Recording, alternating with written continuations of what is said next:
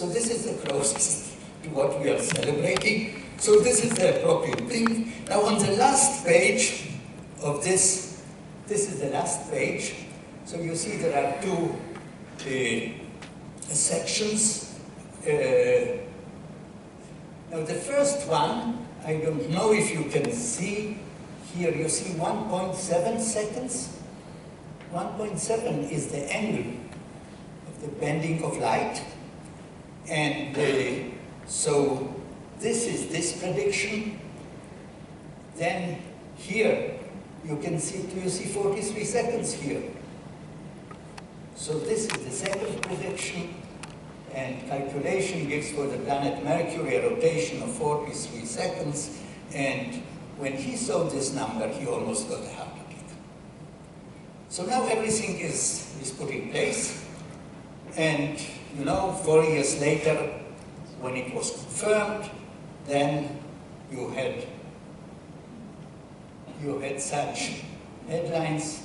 Specifically, New York Times goes out of its way, and you see that, I presume that this a book for 12 wise men, that refers to the myth that only 12 people in the world understand general relativity. Yeah, okay, so this is it. So now we're at the end. So, of course, it's not the end, but the illustration is so beautiful that I cannot not show it to you. So this is the beginning. This is the beginning of 100 years.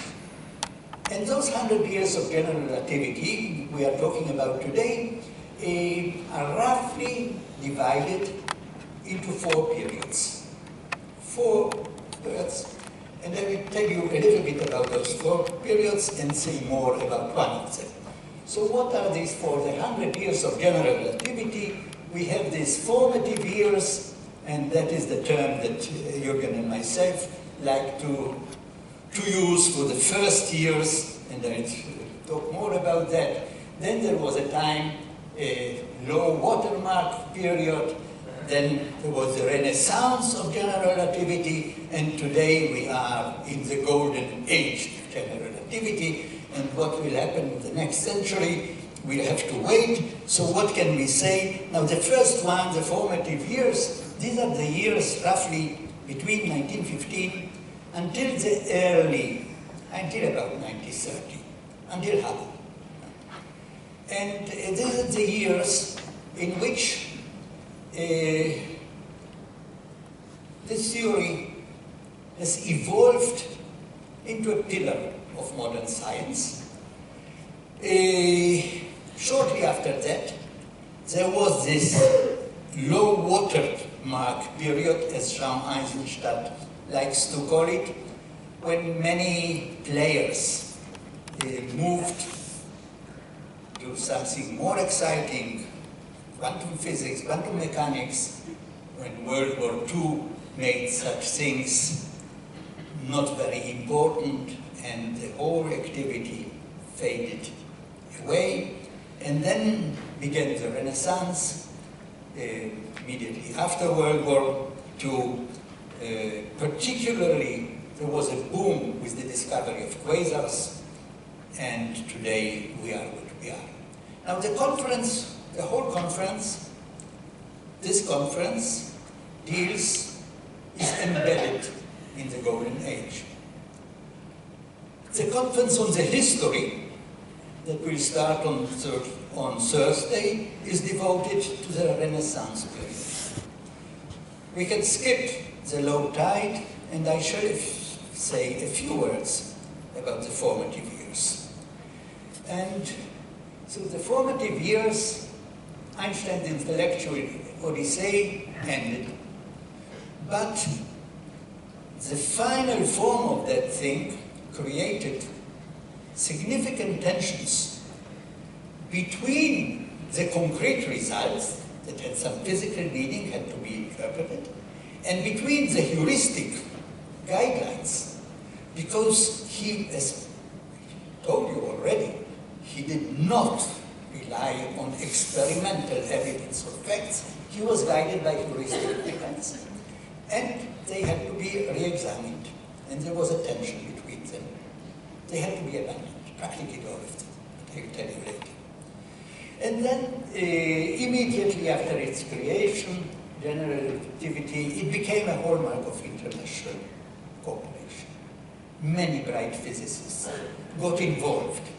Einstein's theory was taken up, elaborated, criticized, modified, attacked, supported by physicists, mathematicians, astronomers, philosophers.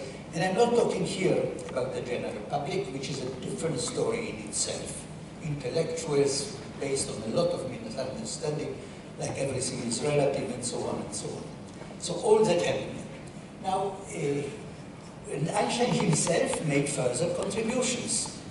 And he particularly, the first thing that he did, and we heard this morning, this lecture about gravitational waves, but that he abandoned. He did not deal with it later during these formative years, but there is a very intimate, very intensive treatment of the cosmological problem. And I will say a few words about it, but also in context, in connection with what was discussed already by others today. So, first the mathematical formulation, that is interesting.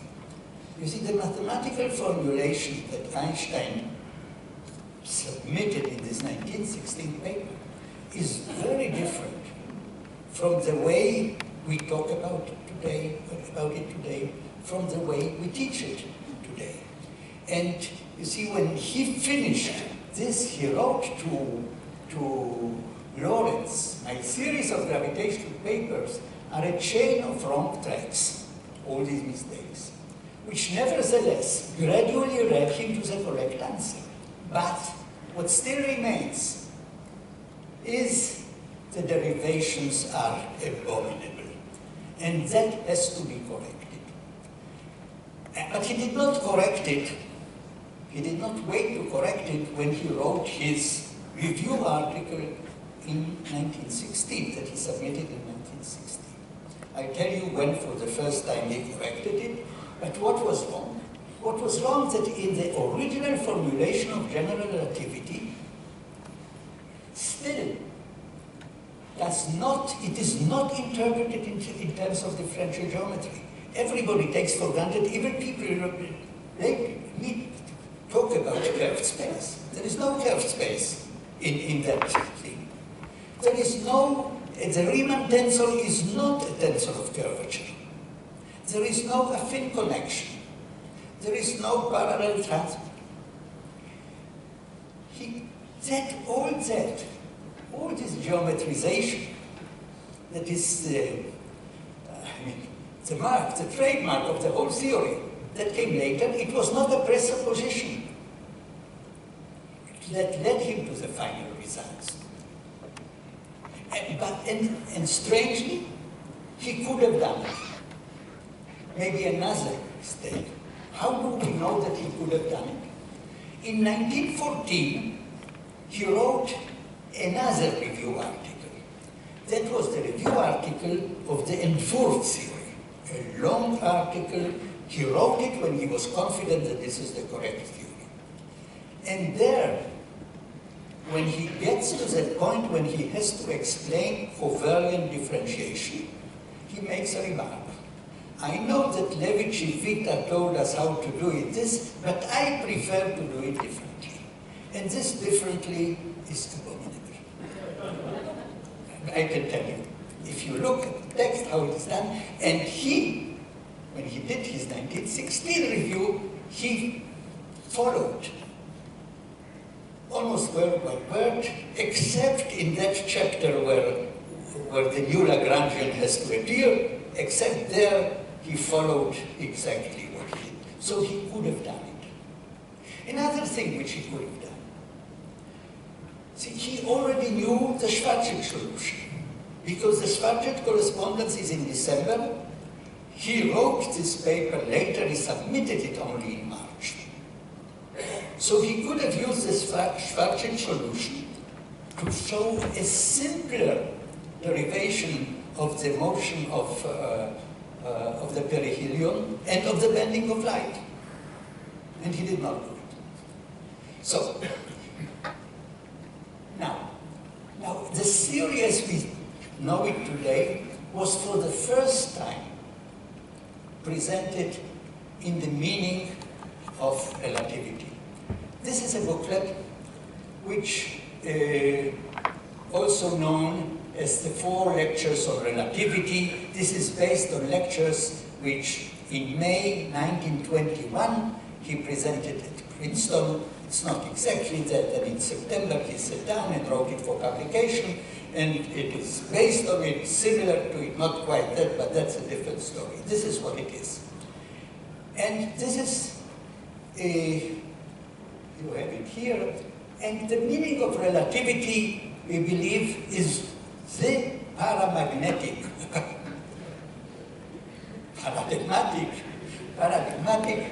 text of these formative years.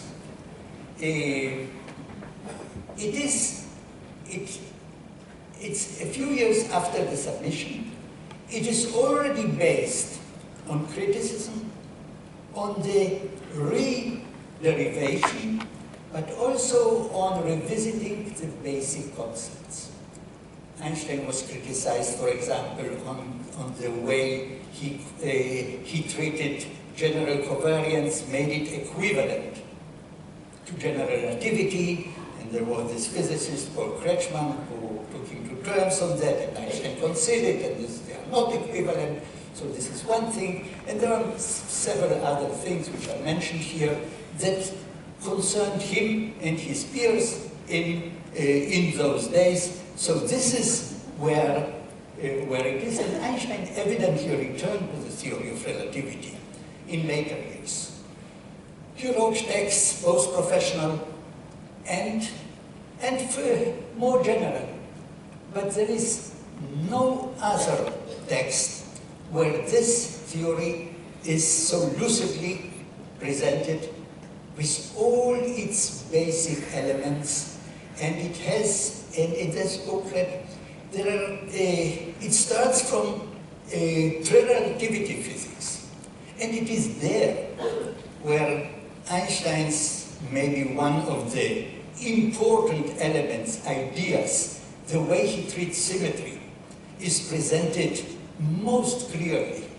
That it is not that we have laws of nature and we look at their symmetry. We first have symmetry, and they dictate what laws of nature we should have. So all that is in that booklet. Now, I want to say something about cosmology, since it was discussed here, and this is maybe the one of the most controversial and still debated issues in those days, and many people were involved. So Einstein immediately realized that this equation should apply to the universe as a whole. By the way, one of the things that marked these formative years is that until that point, the main challenge and the interest is to derive the equation. Immediately afterwards, the whole attention shifts to the solutions of those equations. And that is where all the debates, and these are very complicated equations, and we do not have many exact solutions. We don't even have a solution of the two-body problem there. So this is a great challenge, and this is what happens. So he talks about this, the general theory of relativity, and that he writes after visiting the city in Leiden. Now, at the outset, I want to tell you that everything that Einstein did in those years, in this context and in other, until 1929, and maybe overspilled a little longer, was to defend his strong belief in Mach's criticism of Newton. Mach's criticism, namely, there's no absolute space, all inertial effects are due to masses to all the masses in the universe. There is no inertia except determined by all the masses of the universe. This is Mach's idea. I'm not calling it a principle yet, but this is Mach's idea. And he always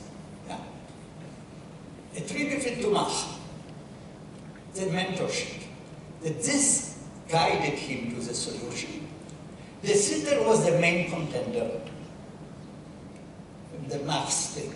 And it was De Sitter who pointed out to him, look, even you have this equation, but it's not only the right-hand side of the equation which determines the inertia, the left-hand side, it's also the boundary conditions. And in order to avoid this question of the boundary conditions, Einstein invented this closed finite universe, and then there is no boundaries. And he also was committed, also for Mach's sake, to the static universe. So there were some discussions here this morning about what caused him to believe in that, and this is still debated. I believe this is the main reason, at least the explicit reason, not the hidden reason. He said it so many times, is to save Mach. So in that, you see, this is the model, and in a consistent theory of relativity, there can be no inertia relative to space, but only inertia of masses relative to one another.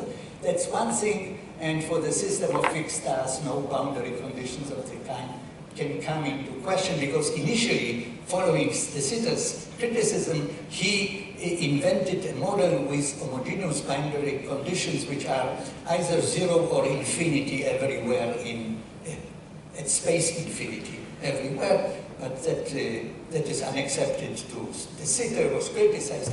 Now what happened in those days, and which makes these things so complicated and still controversial, is this debate. 2 years, 1819, Einstein, De Sitter, Hermann Weyl, Felix Klein, and occasionally also Gustav Mie. Between these four, we have in our archives 35 letters exchanged. And these letters, more than any written article, you have to read letters. And I'll show you in a minute an example why you have to read letters.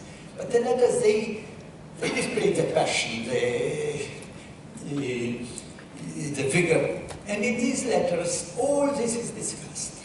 And particularly Einstein, everything that he does there is insisting on Mach's principle. And for him, the cosmological constant was a lifesaver for his Machian philosophy. So I know there was some discussion morning about when he introduced it, how he introduced it. The constant is already there. And we'll see what happened to the constant in a moment. But so this is the debate.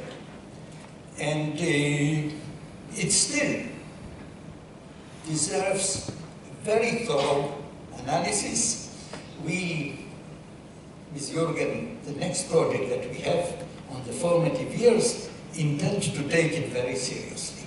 Now, at the background of all this, something else happened. And that was also mentioned. What happened? Huh? Oh. And, I forgot something very important. Because De Sitter found solution to the gravitational field equation with the cosmological constant, but without mass. What does it mean? That you have a solution where the metric tensor is not flat. That means that there is inertia. But that inertia is not determined by matter. So first, Einstein, and that happened many times. The first reaction of Einstein, and I will show you another example, is you are wrong. You made a mistake. So he points out the mistake to the theater. But there are singularities in your model. So Klein shows him that these singularities can be removed by a coordinate transformation. So intrinsically there are no singularities. And then Einstein concedes. And then Einstein makes the bold step. He elevates Mach's idea into a principle. No longer a property of the theory, but a property of an acceptable solution. Only solutions which satisfy Mach are physically acceptable. And that is Mach's principle. So you see what effort, how far he is going to go in order to save his idea fix.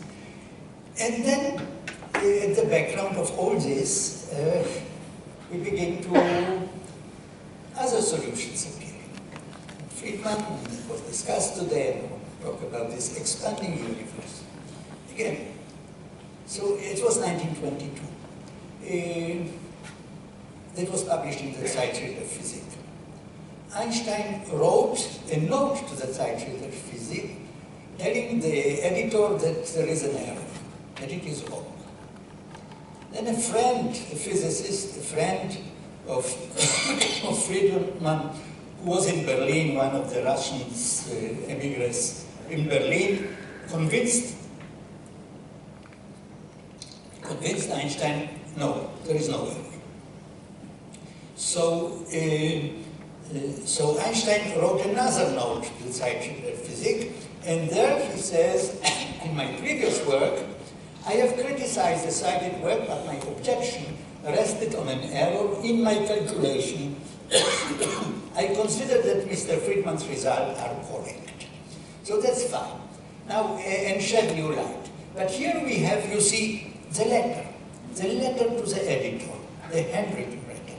You see the last sentence is crossed out? So I tell you what is in the last sentence. In the last sentence says, it follows that the field equations besides the static solution, there are static solutions and so on, but then what is crossed out is that the physical significance can hardly be attributed to that. Now you see, so again, another misinterpretation, because some people say this is his gravest error, because had he admitted this, then his theory would have predicted not only the bending of light, but also the expanding universe. What a double triumph it could have been, but he did not. So this is it, and yeah, I promise I will finish on time, and then the story is known. We are 1929.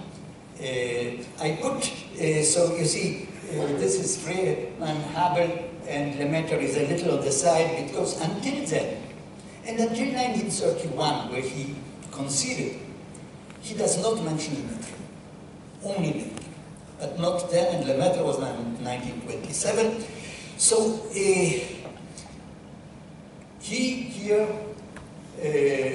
so the story is known. So Hubble found this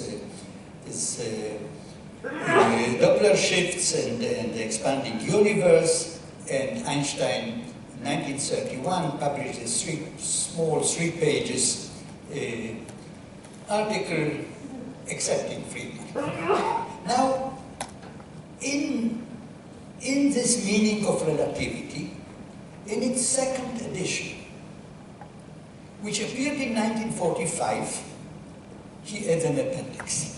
And this is an appendix about the cosmological constant. And he says, I am motivated here because of 3 developments. To to add an appendix. The first development is confirmation of the redshift from astronomical observations. The second appendix is the results on the problem of motion in general relativity, and he meant his paper with Infeld and Hoffmann. And the third one is this results of Hubble. And the whole appendix has two parts. One is a rederivation of Friedman.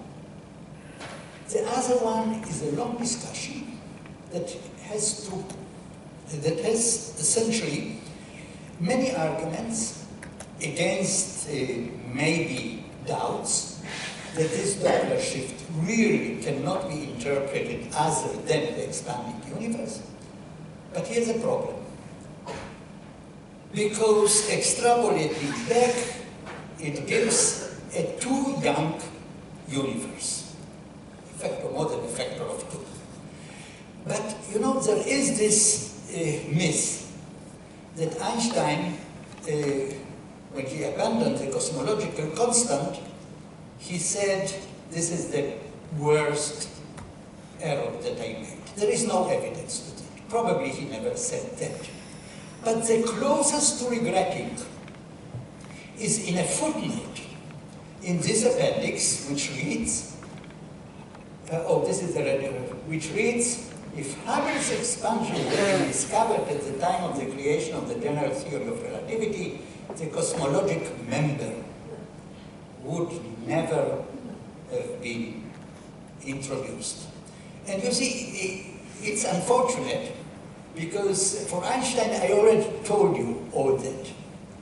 This was a lifesaver, this man. But there was no reason to abandon it, because contrary to what he thought before, this would only make, leaving that, would only make the equation a general equation, more general. But there is something else here, which is again unfortunate, because abandoning the cosmological constant at this moment was the most inappropriate moment. Because had he left it and had he made it smaller, there would be no problem of the age of the universe. He could have adapted it to make it problem. So this is one thing. I did not put in, I should have said something about the unified field theory. There was a great activity of the unified field theory in the early days, because Einstein already in the basic paper says that this is not the final theory.